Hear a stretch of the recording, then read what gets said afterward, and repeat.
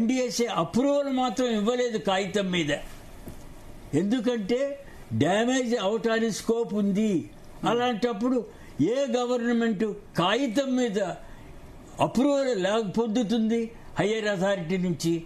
మనమే వైజ్గా అందరం ఒక యూనిట్గా, మనలో డిఫరెన్సెస్ లేకుండా ఒకళ్ళు ఒక పక్కకి లాగుతూ ఇంకొకళ్ళు ఇంకొక పక్కకి లాగుతూ, నో నేను మేడిగడ్డ దగ్గర పంపింగ్కి అలౌ చేయను అని ఒక వర్గం, నో పంపింగ్ అలౌ చేయాలి అని ఒక వర్గం, రైతుల్ని రెచ్చగొడుతూ అందరినీ రెచ్చగొడుతూ డిఫరెన్సెస్ డెవలప్ చేసుకోకుండా అందరం యూనిఫైడ్గా కలిసి, ఎస్ నిజమే గవర్నమెంటు సందిగ్ధ పరిస్థితిలో ఉంది, నిజమే, అది మనం అర్థం చేసుకుందాం, కానీ మనం పంపింగ్గా కోరుదాం, నచ్చ చెప్దాం, అందరం కలిసి యూనిఫైడ్గా ఒకటే మాట మీద ఉందాం.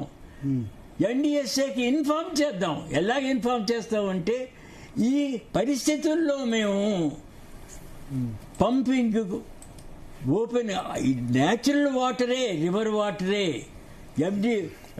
మేడిగడ్డ దగ్గర ఎండిడిఎల్ దగ్గరికి ఉంటే మేడిగడ్డ బ్యారేజీ క్లోజ్ చెయ్యం మేము, అక్కడ గేట్స్ క్లోజ్ చెయ్యము, ఓపెన్గానే పెడతాము. కానీ అన్నారం సుందెళ్ళ దగ్గర క్లోజ్ చేయాల్సి వస్తుంది. ఇది మేము తెలిసి, దీనివల్ల కొంచెం బాధలు ఉన్నాయని తెలిసి పెద్ద బాధని అవాయిడ్ చేయటానికని ఈ పనికి మేము తీసుకున్నాము. Kindly understand our point of view, మమ్మల్ని అర్థం చేసుకోండి అని ఎన్డీఎస్ఏకి ఇన్ఫర్మేషన్ పంపిద్దాం. పంపించి హోల్ స్టేట్ ఒకటే వర్డ్ మీద నిలబడదాం. గవర్నమెంట్ని స్ట్రెంథెన్ చేద్దాం, వాళ్ళకి ధైర్యం చెప్దాం. మేమున్నాం, ప్రజలందరూ మేము వెనకనే ఉన్నాం, మనందరం కలిసే చేస్తున్నాం ఈ పని. ఇది ఒక గవర్నమెంట్ చేయటం, మిగతా వాళ్ళు అనుభవించటం, రాళ్ళు వేయటానికి మేము మీ మీద లేవు. మనమందరం కలిసి యూనిఫైడ్గా, అక్కడ రాళ్ల ప్రసక్తే లేదు, కలిసి ఒకే డెసిషన్ తీసుకుందాం. ఓకే, ఫెయిల్ అవుతుందా? ఫెయిల్ అయితే కొంత ఫెయిల్యూర్ అవ్వచ్చు, అనుభవిద్దాం ఆ ఫెయిల్యూర్, తెలిసి చేసుకుంటున్నాం కాబట్టి. సో ఆ విధంగా వర్గాలంటూ ఏమీ డెవలప్ చేసుకోకుండా మన రాష్ట్రం, తెలంగాణ రాష్ట్రం ప్రజలందరూ కూడా ఒకే తాటి మీద ఉంటారు ఎప్పుడూను. ప్రజల సేవే మనకు కావాలి. ఇలాంటి పరిస్థితుల్లో డ్రింకింగ్ వాటర్ ఎఫెక్ట్ అవుతోంది, సప్లై ఉండకుండా ఉంటుంది, అగ్రికల్చర్ సఫర్ అవుతోంది. ఈ ఎల్నినో పరిస్థితిలో ఇది స్పెషల్ పరిస్థితి. అందరం యూనిఫైడ్గా ఐకమత్యంతో గవర్నమెంట్ని సపోర్ట్ చేద్దాం అన్న వ్యూతో ఇప్పుడు ఈ టేకప్ చేయాలి నేను చెప్పిన పద్ధతిలో. ఓకే సార్, ఇప్పుడు మీకు 70 years నుంచి ఎక్స్పీరియన్స్ ఉంది. అంటే ఇరిగేషన్ సిస్టమ్స్ ని అనేక దేశాల్లో, అంటే నాట్ ఓన్లీ ఇన్ ఇండియా, జర్మనీలో, అమెరికాలో కూడా చూశారు. చాలా కీన్ గా అబ్జర్వ్ చేస్తున్నారు అసలు ఇరిగేషన్ సిస్టమ్స్ గురించి. చూడడమే కాదు, ఈవెన్ వర్క్ కూడా చేశారు కొన్ని దేశాల్లో. సో ఈ ఎక్స్పీరియన్స్ తో కాళేశ్వరం లిఫ్ట్ ఇరిగేషన్ ప్రాజెక్ట్ గురించి, అంటే దాని డిజైరబిలిటీ కానీ, దాని ప్లానింగ్ గురించి కానీ మీరు ఇంక్లూడ్ చేసి దాని మీద ఒపీనియన్ ఏంటి మీది అంటే ఏం చెప్తారు? నేను ఇందాకనే చెప్పినట్టుగా కాళేశ్వరం ప్రాజెక్ట్ ఫోర్ రన్నర్ ఏమిటి, అది ఎలాగొచ్చింది? ప్రాణహిత చేవెళ్ల ప్రాజెక్టు. ప్రాణహిత చేవెళ్ల ప్రాజెక్ట్ యొక్క స్పెషాలిటీ ఏమిటి?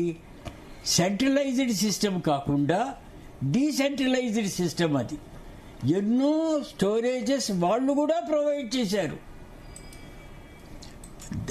ఆ సిస్టమ్కిను ప్రాణహిత చేవెళ్ల సిస్టమ్కిను ప్రజెంట్లీ అడాప్టెడ్ కంప్లీటెడ్ కాళేశ్వరం ప్రాజెక్టును తేడా ఏమిటి? Location of the main source. అదేమో తుమ్మిడిహట్టి దగ్గర, ఇదేమో మేడిగడ్డ దగ్గర. సో ఇందాక చెప్పాను, తుమ్మిడిహట్టి దగ్గర పెట్టుకోవటానికి ఎన్ని అబ్జెక్షన్స్ వచ్చాయో, తప్పని పరిస్థితుల్లో మేము మేడిగడ్డ దగ్గరికి వచ్చామంటున్నారు. మనం అందరం అర్థం చేసుకుని ఎలాగో ఇది కట్టేశాం కాబట్టి అన్ఫార్చునేట్లీ ఫెయిల్యూర్ అయింది. ఇప్పుడు దీన్ని రెమిడియేట్ చేయొచ్చనే నేను అనుకుంటున్నాను.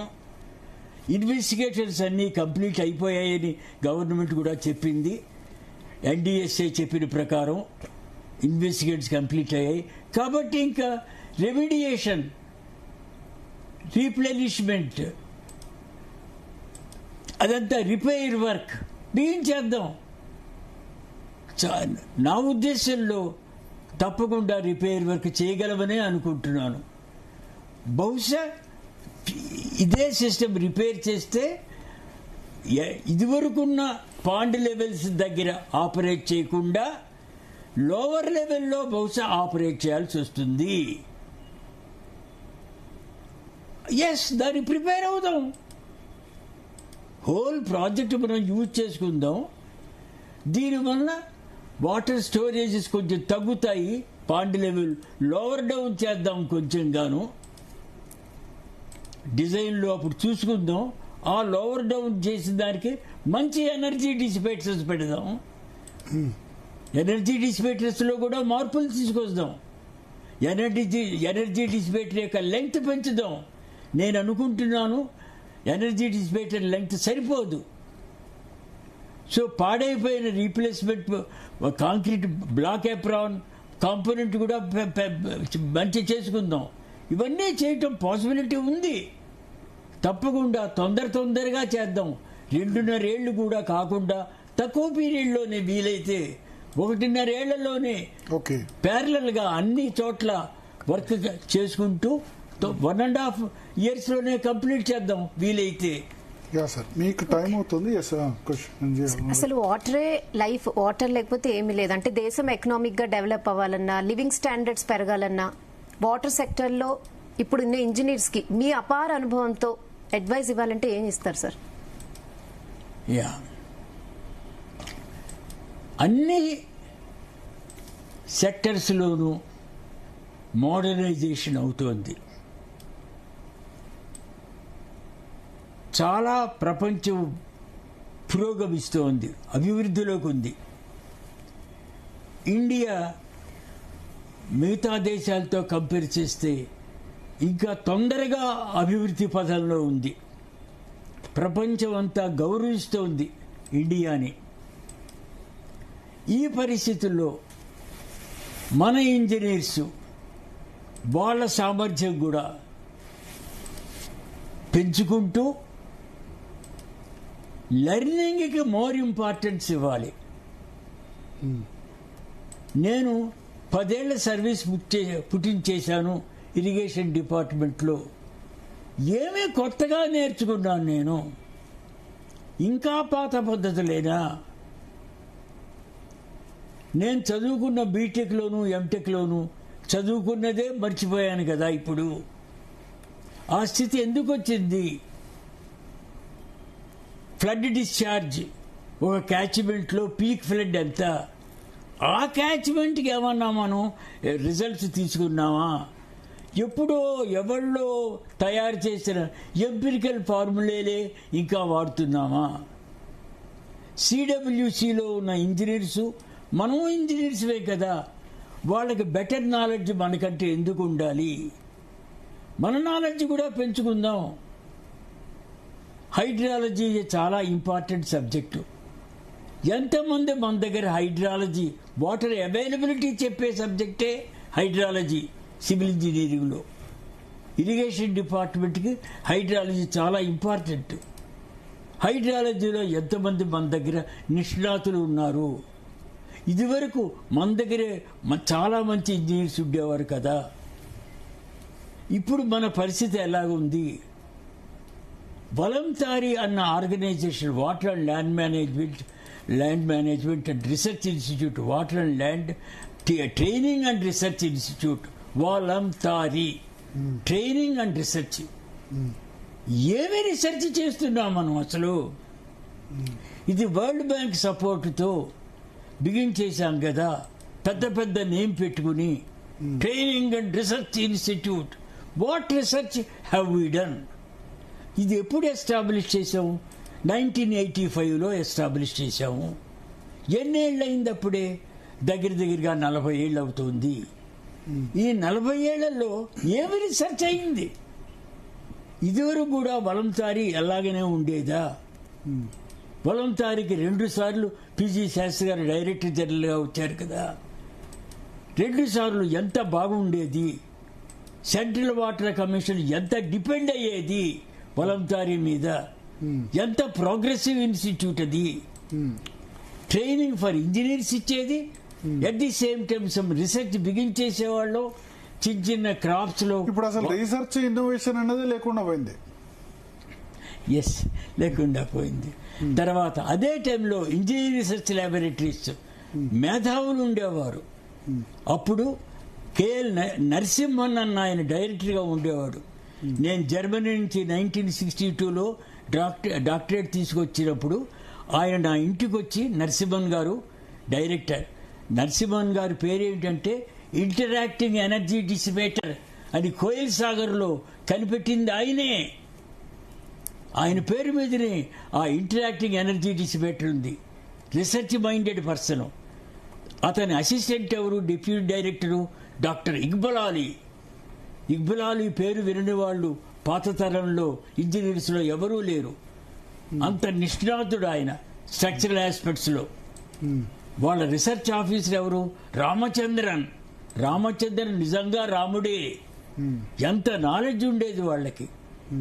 వాళ్ళు నా ఇంటికి వచ్చి, నేను యంగ్ బాయ్, 26 ఏళ్ళు నాకు అప్పుడు.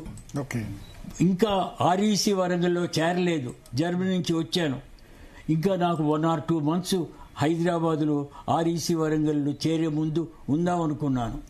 నేను హైదరాబాద్ వాడిని కాబట్టి, సార్ మీరు హైదరాబాద్లో ఉన్నారు కదా, రండి రోజును మా ఇన్స్టిట్యూట్కి, ఇంజనీరింగ్ రీసెర్చ్ ల్యాబొరేటరీస్కి, హిమాయత్ సాగర్ దగ్గర ఉండేవి. ఆ డైరెక్టర్ గారు తను వెళ్తూ హైదరాబాద్ సిటీ నుంచి, సిటీలో ఉండేవారు, తను వెళ్తూ అక్కడికి నన్ను రోజు పికప్ చేసుకెళ్ళేవాడు. మళ్ళీ తీసుకొచ్చి ఈవినింగ్ డ్రాప్ చేసుకునేవాడు. నాకు అది ఫ్రీ సర్వీస్. అది సో ఓవరాల్ గా నాకు ఎంతో సంతోషం కలిగింది. నేను ఎంతో నేర్చుకున్నాను, వాళ్ళు నా సర్వీస్ వాడుకున్నారు. చిన్న ఉదాహరణ చెప్తాను. వాళ్ళు నాగార్జున సాగర్ డ్యామ్ ఆ రోజుల్లో కన్స్ట్రక్షన్ కంప్లీట్ అవలా. ఇంకాను 1955లోనో ఎప్పుడో స్టార్ట్ చేశారు. కంప్లీషన్ స్టేజ్లోకి ఉంది. నాకు ప్లాన్స్ అన్నీ చూపించారు. ఏపీఆర్ఎల్లో ఎన్నో మోడల్ స్టడీస్ వాళ్ళు చేశారు, ఇంజనీరింగ్ రీసెర్చ్ ల్యాబొరేటరీ వాళ్ళు, నాగార్జున సాగర్ డ్యామ్కి. నాకు ఆ ప్లాన్ చూపించారు.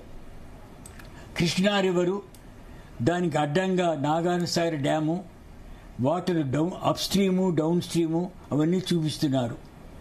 చూపిస్తుంటే అక్కడ ఒక బ్రిడ్జ్ ఉంది. డౌన్ స్ట్రీమ్లో 7 కిలోమీటర్ల దూరంలోనో 5-10 కిలోమీటర్ల దూరంలో డౌన్ స్ట్రీమ్లో ఒక బ్రిడ్జ్ ఉంది, connecting the left bank of the river Krishna and right bank. ఎందుకు నా బ్రిడ్జ్ పెట్టారు?